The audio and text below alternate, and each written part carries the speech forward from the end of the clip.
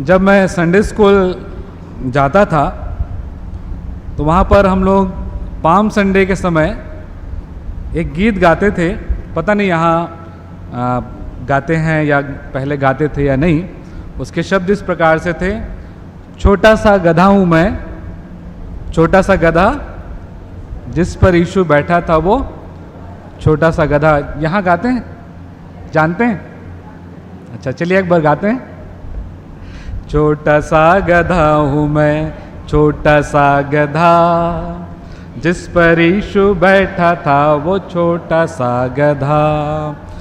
छोटा सा गधा हूँ मैं, छोटा सा गधा, जिस पर यीशु बैठा था वो छोटा सा गधा। बच्चे सारे गाते थे होशन्ना होशन्ना, डालियाँ बिछाते थे होशन्ना होशन्ना, यीशु राजा का हूँ मैं, छोटा सा गधा, जिस पर यीशु बैठा था वो छोटा सा गधा। गधा का पर्यायवाची शब्द क्या है? किसी बच्चे को या आपको कभी किसी ने नहीं बोला? बोला?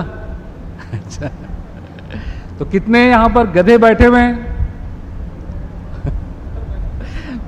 देखिए, प्रभु यीशु मसीह बोले कि परमेश्वर का वचन कहता है कि परमेश्वर ने जगत के मूर्खों को चुन लिया है कि ज्ञानवानों के ज्ञान को लज्जित करें। पता नहीं बहुत से कम कितने लोग चुने हुए हैं, हाथ नहीं उठाए। बुलाए हुए बहुत हैं परंतु चुने हुए थोड़े हैं। अब आप मूल्यांकन कर लीजिए कि आप कौन से वाले में हैं। खैर, हम लोग आज के संदेश में आगे बढ़ते हैं। जो अध्याय हमारे सामने पढ़ा गया, मत्ती रचित सुसमाचार, उसका 19वां अध्याय, माफ करेंगे 21वां अध्याय और उसके पहले 11 पद। इस घटना को हम लोग बचपन से जानते हैं कि प्रभु यीशु मसीह के संसार से जाने के पहले उनके अंतिम समय में ये घटना घटी, जब प्रभु यीशु मसीह यरूशलेम में आए। और जब वो यरूशलेम में प्रवेश किए तो बाइबल बताती है कि वो एक राजकीय, एक राजा के रूप में प्रवेश था। और उस राजकीय प्रवेश में एक जो अलग सी बात थी वो ये थी कि वो राजा जो सामान्य तौर पर जब प्रवेश करता था विजय की घोष के साथ, तो वो घोड़े पर बैठकर बड़े ही गर्व के साथ, घमंड के साथ प्रवेश करता था राज्य में। लेकिन जब प्रभु यीशु मसीह राजकीय प्रवेश किए, राजा के रूप में प्रवेश तो किए, लेकिन लिखा हुआ है कि वे गधे पर बैठकर, वरन लिखा है लादू के बच्चे पर बैठकर उन्होंने राजकीय प्रवेश यरूशलेम में किया। प्रियो, आज यही मेरा मुख्य विषय रहेगा, जो कि प्रभु यीशु मसीह के राजा होने के साथ साथ उनकी नम्रता को भी प्रदर्शित करता है। यदि हम बाइबल को पढ़ते हैं तो बाइबल के अलग अलग स्थानों में आप ये पाएंगे कि प्रभु यीशु मसीह राजा थे, प्रभु यीशु मसीह राजा हैं और प्रभु यीशु मसीह राजा रहेंगे।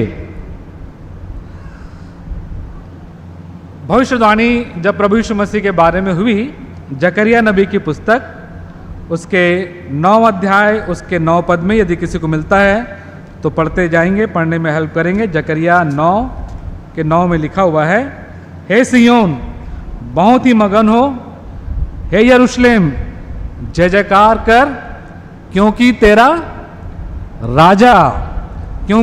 राजा तेरे पास आएगा। वो धर्मी और उद्धार पाया हुआ है, वो दीन है और गधे पर, वरन गधी के बच्चे पर चढ़ा हुआ आएगा। राजा के रूप में प्रभु यीशु मसीह की भविष्यवाणी हुई थी कि वो राजा हैं। फिर हम पाते हैं कि जब प्रभु यीशु मसीह का जन्म हुआ तो मत्ती उसके 2 अध्याय को यदि आप देखें उसके पहले पद से, तो वहाँ इस प्रकार से लिखा हुआ है कि हेरोदेस के दिनों में जब यहूदिया के बैतलहम में यीशु का जन्म हुआ तो पूर्व से कई ज्योतिषी यरूशलेम में आकर पूछने लगे कि यहूदियों का राजा जिसका जन्म हुआ है कहाँ है, क्योंकि हमने पूर्व में उसका तारा देखा है। तो प्रभु यीशु मसीह का जब जन्म हुआ तब भी वो राजा थे। जब प्रभु यीशु मसीह ने अपनी सेवकाई शुरू की तो प्रियो हम पाते हैं कि लोगों ने भी प्रभु यीशु मसीह को राजा के रूप में स्वीकार किया। यदि आप यूहन्ना उसके 6वें अध्याय को देखें और उसके 15 पद में लिखा हुआ है, यह जानकर कि वे मुझे राजा बनाने के लिए पकड़ना चाहते हैं, फिर पहाड़ पर यीशु मसीह अकेला चला गया। प्रभु यीशु मसीह ने अनुभव किया कि लोग अब मुझे राजा बनाने ही वाले हैं, तो लिखा है कि प्रभु यीशु मसीह वहां से चले गए। अर्थात लोगों ने भी प्रभु यीशु मसीह को एक राजा के रूप में स्वीकार किया। और उन्होंने न केवल प्रभु यीशु मसीह को राजा के रूप में स्वीकार किया, एक और ग्रुप था, एक और समूह था यहूदियों का। उन्होंने तो ये दोष लगाया कि प्रभु यीशु मसीह खुद कहते हैं कि वो एक राजा है, जबकि यदि आप इस बात को ध्यान देंगे कि जब प्रभु यीशु मसीह को पिलातुस के पास ले जाया गया, जब पिलातुस ने पूछा कि क्या तू राजा है, तब प्रभु यीशु मसीह ने इनकार नहीं किया। लेकिन उसके पहले मुझे इस बात की जानकारी नहीं, हो सकता मैं गलत भी हूं, कि प्रभु यीशु मसीह ने कहीं भी इस प्रकार से डिक्लेयर किया कि मैं राजा हूं, जबकि लोगों ने यह दोष लगाया कि यह कहता है कि यह राजा है। यदि आप लूका रचित सुसमाचार उसके 23 अध्याय और उसके पहले पद को देखें तो वहां पर लोग प्रभु यीशु मसीह पर दोष लगा रहे थे। लिखा है, तब सारी सभा उठकर उसे पिलातुस के पास ले गई और वे यह कहकर उस पर दोष लगाने लगे कि हमने इसे लोगों को बहकाते और कैसर को कर देने से मना करते और अपने आप को मसीह राजा कहते हुए सुना है। अपने आप को मसीह और लिखा है राजा, कौमा करके लिखा है राजा कहते हुए सुना है। लेकिन यदि आप बाइबल को पढ़ेंगे तो आप शायद ही इस बात को पाएंगे कि प्रभु यीशु मसीह ने कहा कि मैं राजा हूं। यद्यपि प्रभु यीशु मसीह ने जब पिलातुस पूछा तो उस समय उसने इनकार नहीं किया, लेकिन डिक्लेयर भी नहीं किया था। लेकिन लोगों ने दोष लगाया कि ये कहता है कि ये राजा है। खैर कोई भी बात हो, प्रभु यीशु मसीह के साथ जो एक बात जुड़ी हुई दिखाई देती है वो ये कि वो राजा है। फिर हम जानते हैं कि जब प्रभु यीशु मसीह को क्रूस पर चढ़ाया गया तो उस क्रूस पर एक प्लेट लगा हुआ था लकड़ी का, उसमें क्या लिखा हुआ था? यीशु मसीह यहूदियों का राजा। और लोगों ने आग्रह किया राजा से, पिलातुस से कि ऐसा मत लिखवा, लेकिन राजा बोला पिलातुस कि मैंने जो कह दिया सो कह दिया, वैसा ही लिखाएगा। क्या लिखा हुआ था? यीशु मसीह यहूदियों का राजा। अर्थात जाने में अनजाने में जिस भी रूप में बोलें, मैं ये बताना चाहता हूं कि यीशु मसीह के राजा होने से इनकार नहीं किया जा सकता। एक और स्थल जो हमको ये बताता है कि संसार में तो प्रभु यीशु मसीह हमेशा राजा कहलाए, राजा थे, लेकिन भविष्य में भी वो राजाओं के राजा ही होंगे। यदि आप प्रकाशित वाक्य उसके 17 अध्याय और उसके 14 पद को देखें, प्रकाशित वाक्य 17 का 14, तो वहां इस प्रकार से लिखा हुआ है, वे मेमने से लड़ेंगे, और हम जानते हैं कि मेमना जो है वो प्रभु यीशु मसीह है, और मेमना उन पर जय पाएगा क्योंकि वो प्रभुओं का प्रभु और राजाओं का राजा है। वो प्रभुओं का प्रभु और राजाओं का राजा है। यदि आप इसी के प्रकाशित वाक्य के 19 अध्याय और उसके 16 पद को पढ़ेंगे तो वहां भी इस प्रकार से लिखा हुआ है, उसके वस्त्र और जांघ पर यह नाम लिखा है, राजाओं का राजा और प्रभुओं का प्रभु। Jesus is the king. प्रभु यीशु मसीह एक राजा है प्रियो। जब इन सारी बातों को, घटनाओं को, इन स्थलों को हम पढ़ते हैं तो हम एक बात पाते हैं कि सारी घटनाएं, सारे एंगल इस बात को प्रदर्शित कर रहे हैं कि यीशु मसीह राजा है। कोई भी इस बात से इनकार नहीं कर सकता कि वो राजा हैं, राजा थे और राजा रहेंगे। परंतु प्रियो, जो प्रमुख बात मैं आज के संदेश के रूप में हम सबों के सामने रखना चाहता हूं वो ये कि प्रभु यीशु मसीह राजा तो हैं, परमेश्वर के द्वारा से ठहराए हुए, लेकिन वो एक नम्र राजा है, संसार के राजा के समान नहीं, एक नम्र।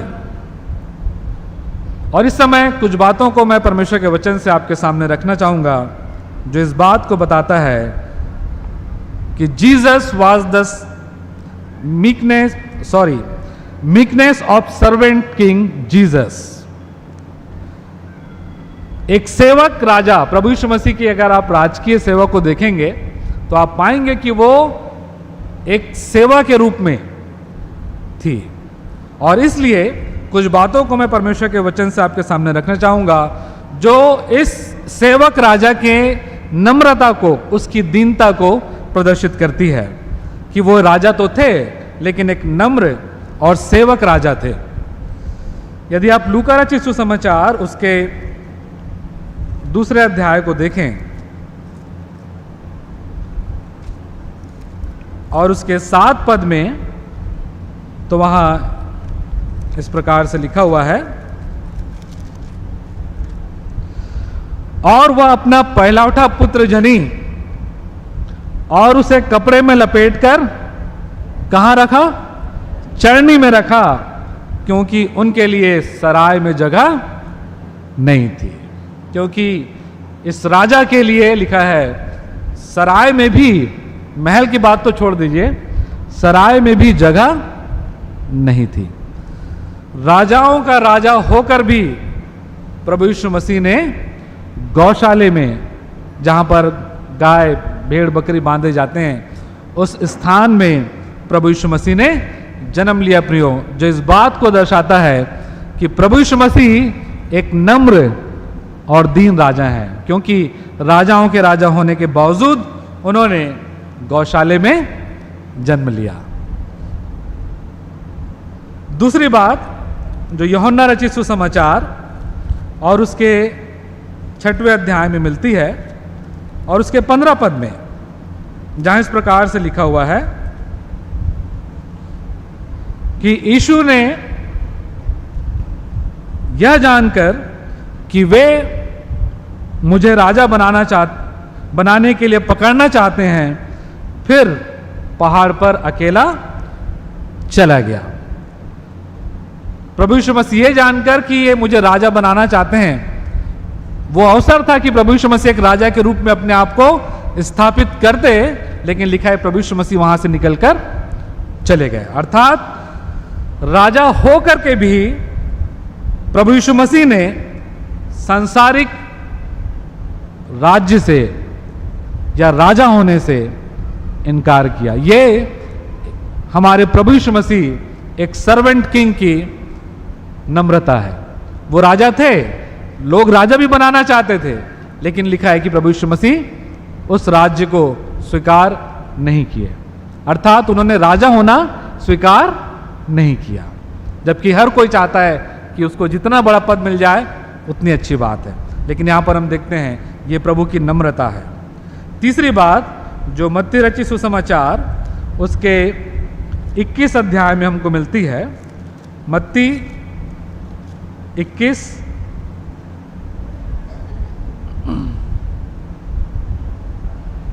और उसके 5वें पद को हमने पढ़ लिया, जहां पर लिखा हुआ है कि सिय्योन की बेटी से कहो, देख तेरा राजा तेरे पास आता है, वो नम्र है, वो गधे पर बैठा है, वरन लादू के बच्चे पर। सामान्य तौर पर राजा जो हैं वो कभी गधे पर सवारी नहीं करते थे, और राजकीय प्रवेश तो कभी नहीं, कोई सोच भी नहीं सकता। लेकिन हम पाते हैं कि प्रभु यीशु मसीह ने राजा होकर भी घोड़े पर नहीं, लेकिन लिखा है गधे के बच्चे पर, वरन लादू के बच्चे पर उसने एक राजा के रूप में प्रवेश किया। तो राजा होकर भी प्रभु यीशु मसीह ने घोड़े के बदले गधे पर बैठकर यरूशलेम में प्रवेश किया, और ये प्रभु यीशु मसीह की नम्रता और दीनता को प्रदर्शित करता है। हमारा जो राजा है प्रियो, वो एक नम्र और दीन राजा है। चौथी बात जो कि लूका रचित सुसमाचार उसके 23 अध्याय और उसके पहले 4 पद में हमको मिलती है, जहां पर लोग प्रभु यीशु मसीह पर ये दोष लगा रहे थे कि इसको इसलिए क्रूस पर चढ़ाओ, इसको इसलिए दंड दो। क्यों? क्योंकि ये बोलता है कि ये राजा है। और तब लिखा हुआ है कि जब पिलातुस ने प्रधान याजकों, 4 पद से लिखा हुआ है, 3 पद से पढ़ता हूं। पिलातुस ने उससे पूछा, क्या तू यहूदियों का राजा है? उसने उत्तर दिया, तू आप ही कह रहा है। जिस दोष के कारण से किसी को सजा हो सकती है, क्या वो उस दोष को स्वीकार करना चाहेगा? यह दोष लगाया गया था कि प्रभु यीशु मसीह कहता है कि वो राजा है, और उस दोष को के कारण से ही यह सजा प्रभु यीशु मसीह की तय होने वाली थी कि उसको क्रूस पर चढ़ाया जा सकता है। लेकिन प्रभु यीशु मसीह ने उस दोष को जो उनके ऊपर लगाया गया था इनकार नहीं किया। उन्होंने उसका इनकार नहीं किया। स्वयं को राजा कहने का दोष प्रभु यीशु मसीह पर लगाया गया, जिसे प्रभु यीशु मसीह ने स्वीकार कर लिया, यह जानकर भी कि इसके कारण से आने वाले समय में उसको बड़े दुख और यातना का सामना करना पड़ेगा। और यह प्रियो प्रभु यीशु मसीह की दीनता को दर्शाता है, और आगे मैं बताऊंगा कि क्यों यह प्रभु यीशु मसीह की दीनता को दर्शाता है। तो जो दोष उस पर लगाया गया, वो चाहता तो बोल सकते नहीं नहीं, मैं तो ऐसा बोला ही नहीं हूं, क्योंकि प्रभु यीशु मसीह ने ऐसा नहीं कहा था और वो सजा से बच सकता था। लेकिन प्रभु यीशु मसीह ने बोला कि तू आप ही कह रहा है, अर्थात उसने इनकार नहीं किया कि वो राजा है। 5वीं बात, फिलिपियों की पत्री, यदि आप उसके 2 अध्याय को पढ़ें और उसके 8वें पद को, तो वहां इस प्रकार से लिखा हुआ है, और मनुष्य के रूप में प्रकट होकर अपने आप को दीन किया, और यहां तक आज्ञाकारी रहा कि मृत्यु, हां क्रूस की मृत्यु भी सह ली। यहां तक अपने आप को दीन किया कि लिखा है मृत्यु, हां क्रूस की मृत्यु भी सह ली। किसके पास यह अधिकार होगा कि किसी राजा को मृत्यु दंड दे? लेकिन लिखा है कि प्रभु यीशु मसीह राजा होकर के भी उन्होंने एक ना केवल मृत्यु दंड, लेकिन बाइबल बताती कि उनको कहां लटकाया गया था? 2 डाकुओं के बीच में, ऐसे जैसे कि प्रभु यीशु मसीह स्वयं अपराधी हैं, और उन्होंने चुपचाप उस मृत्यु को सह लिया। लिखा है ये उनकी दीनता थी। एक ऐसा राजा जो बड़ा ही दीन है, नम्र है, राजा होकर के भी प्रियो प्रभु यीशु मसीह की दीनता हमें इस बात से दिखाई देती है कि उन्होंने मृत्यु भी सह ली। यूहन्ना रचित सुसमाचार उसके 13 अध्याय को यदि आप देखें और उसके पहले 5 पद को, तो वहां इस प्रकार से लिखा हुआ है, फसह के पर्व से पहले जब यीशु ने जान लिया कि मेरी वो घड़ी आ पहुंची है कि जगत छोड़कर पिता के पास जाऊं, तो अपने लोगों से जो जगत में थे जैसा प्रेम वो रखता था, अंत तक वैसा ही प्रेम रखता रहा। और दूसरे पद से आगे पढ़ेंगे तो इस प्रकार से लिखा है, जब शैतान शमौन के पुत्र यहूदा इस्करियोती के मन में यह डाल चुका था कि उसे पकड़वाए, तो भोजन के समय लिखा है यीशु ने यह जानकर कि पिता ने सब कुछ मेरे हाथ में कर दिया है। प्रियो, ये वो समय था जब प्रभु यीशु मसीह जान गए कि अब सब कुछ का अधिकार मेरे हाथ में है, सारी बातें मेरे नियंत्रण में है। लिखा है यीशु ने यह जानकर कि सब कुछ मेरे हाथ में परमेश्वर ने कर दिया है और मैं परमेश्वर के पास से आया हूं, परमेश्वर के पास जाता हूं। भोजन से उठकर लिखा है अपने ऊपरी कपड़े उतार दिए, अंगोछा लेकर अपनी कमर बांधी, तब बर्तन में पानी भरकर चेलों के पांव धोने और जिस अंगोछे से उसकी कमर बंधी थी उसी से पहुंचने लगा। ये जो काम था मेहमानों के पांव धोना, ये उस समय में प्रियो दासों का, सेवकों का काम था। जो घर में नौकर होते थे वो इस काम को करते थे। और लिखा है कि यह काम प्रभु यीशु मसीह ने कब किया? उसी घड़ी जब उनको यह अनुभव हुआ कि अब सब कुछ मेरे हाथ में है, मेरे नियंत्रण में, मैं जो चाहूं वो कर सकता हूं। उस समय भी हम प्रभु यीशु मसीह की दीनता को देखते हैं प्रियो, कि वो राजा होकर भी, सारी बातों का नियंत्रण उसके हाथ में होकर भी उसने दास का रूप धारण कर लिया, दास का रूप धारण कर लिया। और ये हमारे राजा की दीनता को दर्शाता है। सातवीं बात, पहला कुरिन्थियों और उसके 15 अध्याय को यदि आप देखें, पहला कुरिन्थियों 15 और उसके 27 और 28 वचन में इस प्रकार से लिखा हुआ है, क्योंकि परमेश्वर ने सब कुछ उसके पांव तले कर दिया, परंतु जब वो कहता है कि सब कुछ उसके अधीन कर दिया, तो प्रत्यक्ष है कि जिसने सब कुछ उसके अधीन कर दिया वो आप अलग रहा। और 28 पद में मुख्य रूप से लिखा है, और जब सब कुछ उसके अधीन हो जाएगा, किसके? पुत्र के। लिखा है और जब सब कुछ उसके अधीन हो जाएगा तो पुत्र आप भी उसके अधीन हो जाएगा, जिसने सब कुछ उसके अधीन कर दिया है, ताकि सब में परमेश्वर ही सब कुछ हो। प्रियो, हमने पढ़ा प्रकाशित वाक्य में कि प्रभु यीशु मसीह राजाओं का राजा है और यह घोषणा होगी इस रूप में वो आएगा।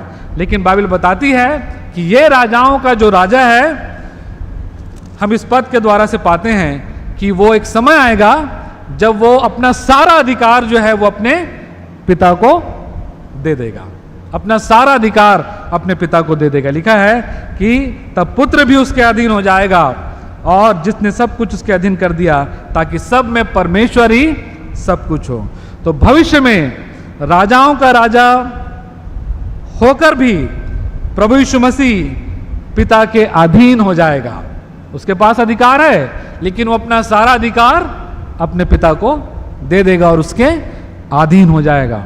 और ये प्रियो प्रभु यीशु मसीह की दीनता और नम्रता को दर्शाता है। तो जैसा कि मैंने कहा प्रियो कि परमेश्वर का जो वचन है वो इस बात को बताता है कि प्रभु यीशु मसीह हमारे ऐसे राजा हैं, अधिकारी हैं, तो भी उनके जीवन से, उनके कार्यों से, उनकी बातों से, उनके निर्णयों से एक नम्रता दिखाई देती है। एक नम्र राजा,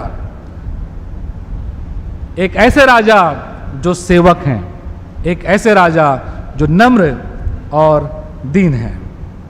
जो कुछ बातों को कह करके मैं आज के संदेश को समाप्त करूंगा। जो पहली बात हमने देखी थी कि प्रभु यीशु मसीह राजा होकर के भी उन्होंने गौशाले में जन्म लिया। इससे हमें क्या शिक्षा मिलती है अपने राजा के विषय में? जो मैंने कुछ बातों को ध्यान दिया है, विचार किया, उन बातों को आपके सामने रखना चाहूँगा। जब हम देखते हैं कि हमारा राजा प्रभु यीशु मसीह राजाओं का राजा होकर के भी गौशाले में जन्म लिया, तो इस बात को हम पाते हैं कि उसने छोटे और साधारण लोगों के साथ अपनी पहचान से कभी भी इनकार नहीं किया। राजा थे बहुत बड़े अधिकारी थे, लेकिन छोटे और साधारण लोगों के साथ उसकी जो पहचान है उसका कभी भी उन्होंने तिरस्कार या इनकार नहीं किया। जबकि हम सामान्य तौर पर अपने जीवन में पाते हैं, जब हमको कोई बड़ा पद मिल जाता है या जब हम अधिकारी बन जाते हैं तो छोटे लोगों के साथ हम उठना बैठना शायद पसंद भी नहीं करते। उनके साथ समय बिताना हमारे लिए कोई महत्वपूर्ण बात नहीं होती।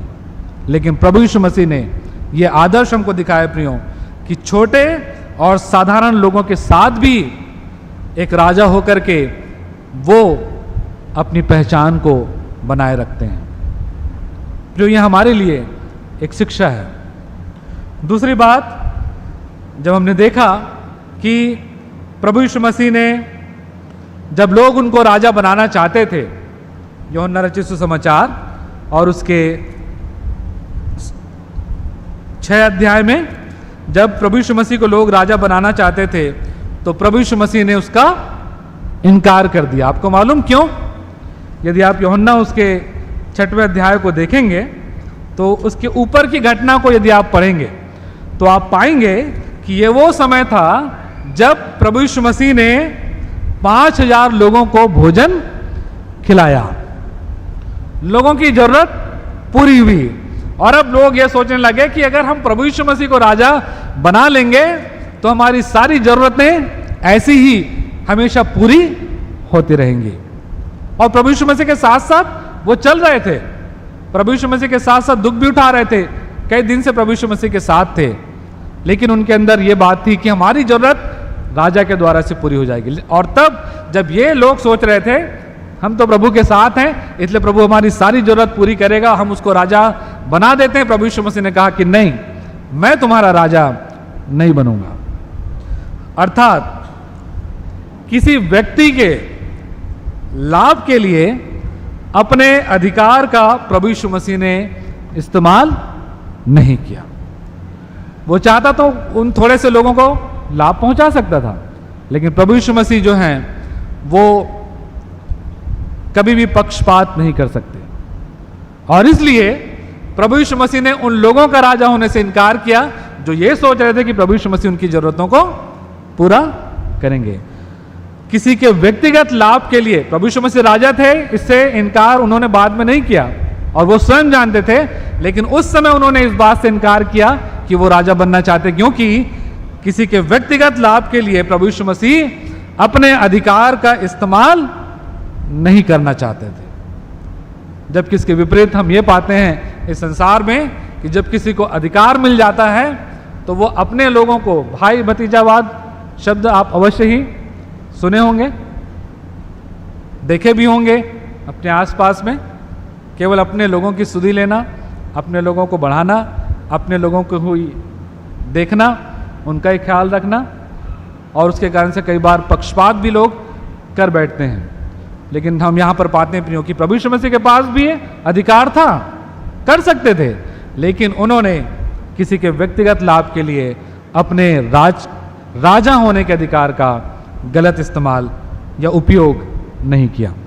तीसरी बात जो शिक्षा के रूप में हम सबों के लिए मैं रखना चाहता हूँ प्रियो, वो ये है कि जब हमने देखा कि प्रभु यीशु मसीह यरूशलेम में जब प्रवेश किए, जो लोग उनके आश्चर्य कर्मों का अनुभव किए थे, देखे थे, उन्होंने तो प्रभु यीशु मसीह की स्तुति की, बड़ाई की, लेकिन वहां पर ऐसे भी लोग थे जो इस बात का विरोध कर रहे थे या उनको पसंद नहीं आया कि प्रभु यीशु मसीह वहां पर इस प्रकार से प्रवेश करें, और वो कह भी रहे थे कि लोगों को चुप करा। और तब प्रभु यीशु मसीह कहते हैं यदि ये चुप रहे तो, यदि ये जय जयकार नहीं करे तो पत्थर चिल्ला। मतलब कुछ लोग थे जिन्होंने प्रभु यीशु मसीह के इस प्रवेश को पसंद नहीं किया, और हो सकता है वहां पर कुछ लोग ऐसे भी होंगे जो मजाक उड़ा रहे थे प्रभु यीशु मसीह का, अरे देखो ये राजा के रूप में प्रवेश कर रहा है गधे पर बैठ करके। कोई गधे पे कोई राजा आता है? लेकिन आपको मालूम है कि ये मूर्खता रूपी बात प्रभु यीशु मसीह ने अपने लिए क्यों स्वीकार करी कि वो गधे पर बैठ करके यरूशलेम में राज की प्रवेश करेगा? क्यों? क्योंकि बाइबल बताती है कि इसकी भविष्यवाणी हुई थी। प्रभु यीशु मसीह के लिए ये मायने नहीं रखता कि उनको लोग क्या समझ रहे हैं, मूर्ख समझ रहे हैं या क्या समझ रहे हैं। प्रभु यीशु मसीह के लिए यह महत्वपूर्ण था कि जो भविष्यवाणी की गई है वो पूरी हो, किसी भी रीति से वो ना टले, परमेश्वर का वचन पूरा हो। प्रभु यीशु मसीह के जहन में एक ही बात थी कि मुझे अपने पिता की बातों को, वचनों को पूरा करना है।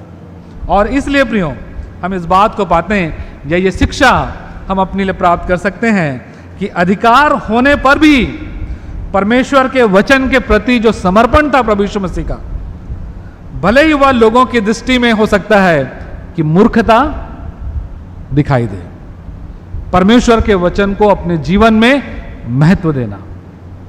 प्रियो, हो सकता है कि आपके पास कोई अच्छी पोस्ट हो, कोई अच्छा अधिकार हो, और ऐसे समय में जब आप उसका कोई लाभ नहीं उठाते तो शायद हो सकता है न जाती है सामान्य लोग ये सोचे, अरे इतने बड़े पोस्ट में है, इतना, फिर भी देखो मूर्ख व्यक्ति कोई लाभ नहीं उठाता, कोई कमीशन नहीं लेता। मैं केवल एक उदाहरण दे रहा हूं। आप बड़े से बड़े पोस्ट पर रह करके भी इस बात को प्रदर्शित कर सकते हैं कि आप परमेश्वर के वचन के प्रति ईमानदारी, जो मुझे आज्ञा मिली है, ईमानदारी, सच्चाई और पवित्रता से जीवन जीने की, मैं वैसा ही जीवन जीऊंगा। भले ही लोग मुझे जो भी सोचें, वे मुझे मूर्ख ही क्यों ना सोचें, लेकिन मैं परमेश्वर के वचन से नहीं हटूंगा।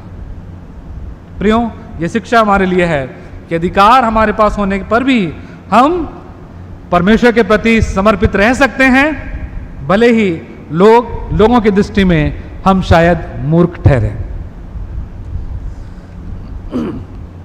चौथी बात जो हमारी शिक्षा के लिए हो सकती प्रियो, जब लोगों ने लोगों ने जब प्रभु यीशु मसीह पर यह दोष लगाया कि वो राजा हैं, या वो अपने आप को राजा कहते हैं, जबकि प्रभु यीशु मसीह ने ऐसा नहीं कहा था, लेकिन लिखा है कि प्रभु यीशु मसीह ने वहां पर इनकार नहीं किया। बोला पिलातुस से, तू आप ही कह रहा है क्योंकि मैं राजा हूं। प्रभु यीशु मसीह ने उससे इनकार नहीं किया, क्योंकि यह परमेश्वर की ओर से ठहराया गया था। परमेश्वर ने यह नियुक्त किया था कि यीशु मसीह राजा है। और जो शिक्षा इस बात से मैं हम सबों की शिक्षा के लिए रखना चाहता हूं वो ये कि परमेश्वर की इच्छा को यदि हम जानते हैं या हम सुनिश्चित हैं कि परमेश्वर की इच्छा क्या है मेरे लिए, तो परमेश्वर की इच्छा सुनिश्चित होने पर अपने अधिकार को स्वीकार करना हमारे लिए कोई घमंड नहीं है, लेकिन वो भी एक नम्रता को प्रदर्शित करता है। जो परमेश्वर हमारे लिए कहता है उसको स्वीकार करना घमंड नहीं है, वो भी नम्रता को प्रदर्शित करता है। एक उदाहरण आपके सामने रखना चाहूंगा। मूसा, जिसके बारे में लिखा हुआ है गिनती की पुस्तक, उसके 12 अध्याय और उसके 3 पद में लिखा है, मूसा पृथ्वी भर के रहने वाले सब मनुष्यों से अधिक नम्र स्वभाव का था। मूसा पृथ्वी के रहने वाले लोगों में सबसे अधिक नम्र स्वभाव का था। आपको मालूम है ये कौन लिखा है? किसने लिखा है ये वचन? परमेश्वर ने लोगों को, बाइबल बताती है कि परमेश्वर की आत्मा की प्रेरणा से हर एक पवित्र शास्त्र रचा गया है। परमेश्वर ने लिखा नहीं, लेकिन परमेश्वर ने प्रेरणा दी और लोगों ने लिखा। और यदि आप अध्ययन करेंगे तो आप पाएंगे कि जो बाइबल के विद्वान हैं इस बात से सुनिश्चित हैं कि पहली जो 5 पुस्तकें हैं बाइबल की, उत्पत्ति, निर्गमन, लय व्यवस्था, गिनती, व्यवस्था, विवरण, इसको किसने लिखा? मूसा ने। तो यहां कौन लिख रहा है कि वो पृथ्वी का सबसे नम्र व्यक्ति है? मूसा। मूसा खुद अपने बारे में लिख रहा है कि पृथ्वी के लोगों में सबसे नम्र व्यक्ति मैं हूं। अब अगर सामान्य दृष्टिकोण से देखें तो कोई ये सोचेगा, अरे ये तो घमंड आ गया इसके जीवन। लेकिन नहीं, ये किसने कहा था लिखने के लिए? परमेश्वर ने, अर्थात जो परमेश्वर ने आपके बारे में कहा है, यदि आपको परमेश्वर ने अधिकार दिया है, उस अधिकार को स्वीकार करना कोई घमंड करने की बात नहीं है। उस अधिकार को स्वीकार करना भी नम्रता है, क्योंकि आप परमेश्वर की इच्छा को अपने लिए स्वीकार करते हैं। हम अपने लिए परमेश्वर की इच्छा को स्वीकार करते हैं। परमेश्वर का वचन कहता है कि प्रभु यीशु मसीह हमारी धार्मिकता है और प्रभु यीशु मसीह में हम परमेश्वर के सन्मुख धर्मी ठहराएंगे। और यदि कोई बोलता है कि मैं धर्मी हूं प्रभु यीशु मसीह में, तो हो सकता है सामान्य लोग सोचा रहे अब अपने आप को धर्मी बोलता है। अगर मैं बोलूं कि मैं पवित्र हूं तो क्या वो गलत है? क्या परमेश्वर का वचन ये नहीं कहता कि तुम्हारी देह पवित्र आत्मा का मंदिर है, परमेश्वर का आत्मा तुम में वास करता है? कई बार हम लोग अपने अधिकारों को ना तो पहचानते हैं, और जब जानते हैं तो भी हम कई बार स्वीकार नहीं करना चाहते, ये सोचकर कि लोग क्या सोचेंगे, लोग सोचेंगे कि मैं घमंड कर रहा हूं। लेकिन प्रियो, जो परमेश्वर मेरे बारे में कहता है, जो अधिकार परमेश्वर ने मुझे दिए हैं, यदि मैं उसको स्वीकार करता हूं तो मैं अपने आप को नम्र करता हूं, ये जानकर कि ये परमेश्वर की इच्छा मेरे लिए है। और प्रियो, प्रभु यीशु मसीह ने राजा होने से इनकार नहीं किया, स्वीकार किया कि मैं राजा हूं, क्योंकि वो जानते थे कि ये परमेश्वर की ओर से ठहराया गया। और ये भी परमेश्वर या प्रभु यीशु मसीह की दीनता को स्वीकार करता। और इसलिए ये शिक्षा मैं हमारे सामने रखना चाहता हूं कि परमेश्वर की इच्छा सुनिश्चित होने पर अपने अधिकार को स्वीकार करना हमारे लिए घमंड नहीं, लेकिन वो भी नम्रता का एक उदाहरण है। पांचवी बात जो शिक्षा के रूप में हमारे लिए रखना चाहता हूं प्रियो, वो ये कि प्रभु यीशु मसीह ने राजा हो करके भी एक मुजरिम या फिर एक अपराधी के रूप में जब उन्होंने क्रूस की मृत्यु सह ली, तो इससे हमें यह शिक्षा मिलती है कि प्रभु यीशु मसीह ने अपने राजा वो थे, लेकिन राजा होने के बावजूद भी उन्होंने अपने अधिकार का इस्तेमाल अपने स्वार्थ की पूर्ति के लिए नहीं किया। यदि आप मत्ती रचित सुसमाचार उसके 26 अध्याय को देखें और उसके 52 और 53 पद में, जहां इस प्रकार से लिखा हुआ है, मत्ती 26, 52 और 53, तब यीशु ने उससे कहा,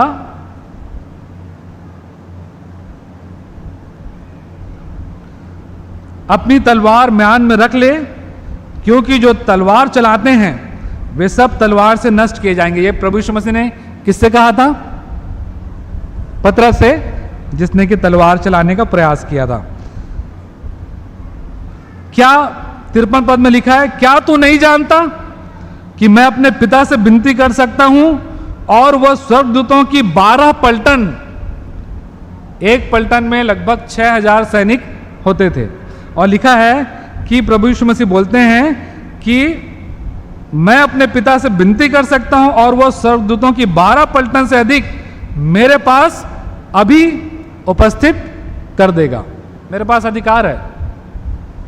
लेकिन प्रियो, हम पाते हैं क्या प्रभु यीशु मसीह ने उस अधिकार का इस्तेमाल अपने स्वार्थ को पूरा करने के लिए किया? नहीं। यह प्रभु यीशु मसीह की नम्रता है। अपने अधिकार का इस्तेमाल अपने स्वार्थ की पूर्ति के लिए नहीं।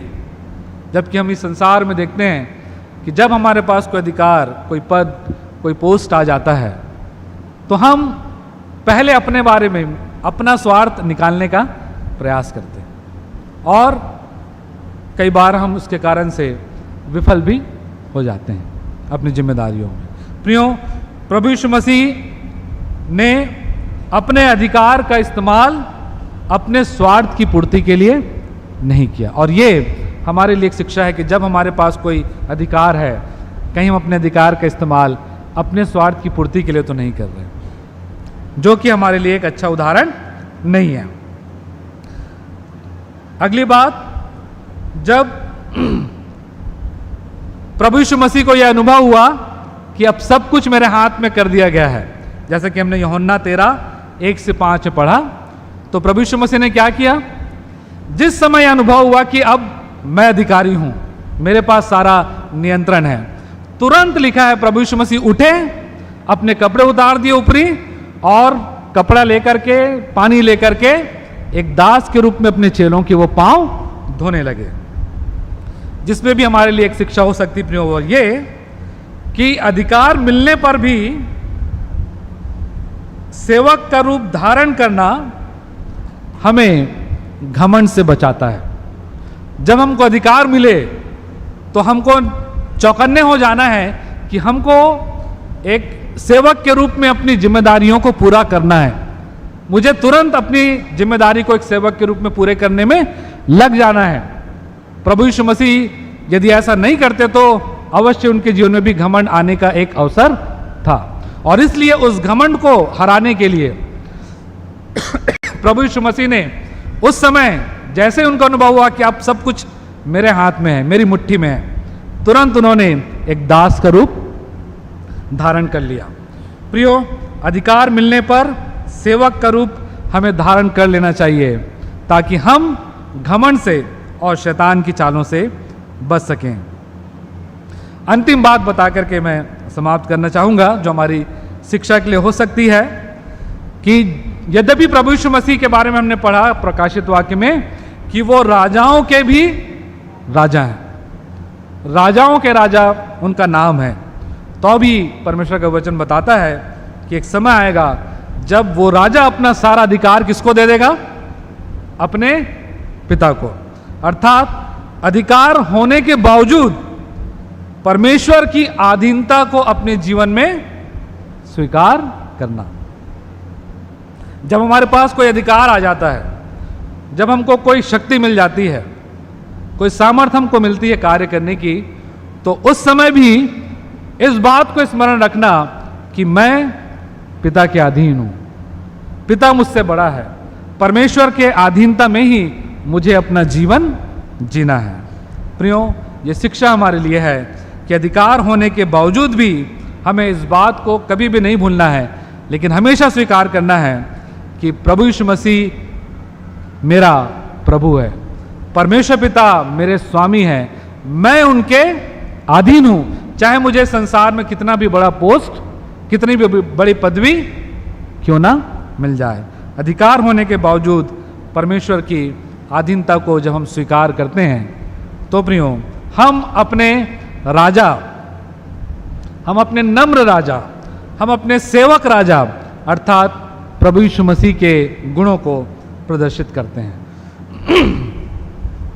प्रियो, एक नम्र राजा की प्रजा होकर हमारी ये नैतिक जिम्मेदारी है कि अपने राजा के आदर्शों पर चलकर हम अपने विनम्र राजा की विनम्र प्रजा होने की गवाही दें। आज प्रियो, इन बातों से मैं ये संदेश हम सबों के लिए रखना चाहता हूं कि यदि हम इस बात को स्वीकार करते हैं कि यीशु मसीह हमारे राजा हैं, मेरे राजा हैं, मैं उसकी एक प्रजा हूं, तो मुझे अपने विनम्र राजा के आदर्शों पर चलकर अपने विनम्र राजा की विनम्र प्रजा होने की इस संसार में गवाही देनी है। विशेष रूप से इस माहौल में जबकि हमारे सामने परिस्थितियां विपरीत हैं, विशेष रूप से मसीहियों के विरोध में हैं। और आपको मालूम होगा कि प्रभु यीशु मसीह ने अपने चेलों से कहा, जब उन्होंने उनको सुसमाचार सुनाने के लिए भेजा, कहा कि स्वर्ग और पृथ्वी का सारा अधिकार मुझे दिया गया है और इसलिए तुम जाओ। अर्थात प्रभु यीशु मसीह ने वो अधिकार अपने चेलों को दिया कि मैं तुमको अधिकार देता हूं, किस अधिकार से? जो स्वर्ग और पृथ्वी का है, जो मेरे पास है, मैं तुमको कह रहा हूं जाओ और ये काम करो। अर्थात वो अधिकार के साथ हमको भेजा है, लेकिन उसके बावजूद भी, उसके साथ साथ हमें इस बात को नहीं भूलना है कि हम अधिकार या अधिकारी होकर के भी किस प्रकार से हमको प्रभु यीशु मसीह के समान एक नम्र, एक दीन, एक सेवक अधिकारी होने की छवि इस संसार में प्रकट करनी, विशेष रूप से इस विपरीत माहौल में, जबकि हमारे पास प्रभु यीशु मसीह ने सारा अधिकार दिया है। 2 पद पढ़ूंगा मैं और उसके बाद हम समाप्त करेंगे। नीति वचन उसके 22 अध्याय और उसके 4 पद में इस प्रकार से लिखा हुआ है, नम्रता और यहोवा के भय मानने का फल धन, महिमा और जीवन होता है।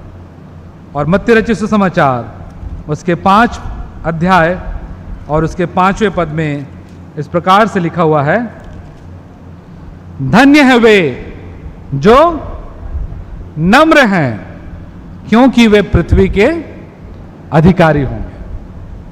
अधिकार के समय नम्रता और नम्रता से अधिकार प्राप्त करना, यह प्रभु यीशु मसीह ने हमारे लिए ठहराया है।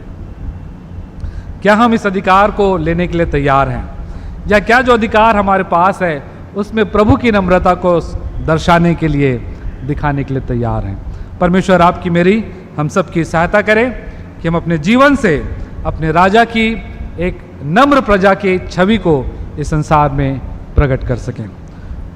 आइए हम प्रार्थना करें। सेनाओं के यहोवा पवित्र परमेश्वर पिता, धन्यवाद कि आपने हमारे लिए एक ऐसे राजा को भेजा जो नम्र हैं, दीन हैं, जो सेवक हैं, और हमें यह शिक्षा दी है प्रभु जी कि हम अपने राजा के समान उसकी प्रजा होकर एक नम्र और दीन प्रजा की छवि को इस संसार में, जबकि हमारे पास अधिकार है, प्रकट करते हुए आपकी महिमा कर सकें, आपके गुणों को प्रकट कर सकें। हमारी सहायता करें प्रभु जी कि जो वचन आपने हमें दिया है, जो शिक्षाएं आपने हमें दी हैं, उसको हम स्वीकार करें और उसके अनुसार से इस संसार में आपकी गवाही देकर आपका नाम ऊंचा उठा सकें। हम सारा आदर महिमा आपको देते हैं। इन वचनों को फलवंत होने की आशीष चाहते हुए इस विनती को मुक्तिदाता प्रभु यीशु मसीह के नाम से मांग लेते हैं, आमीन।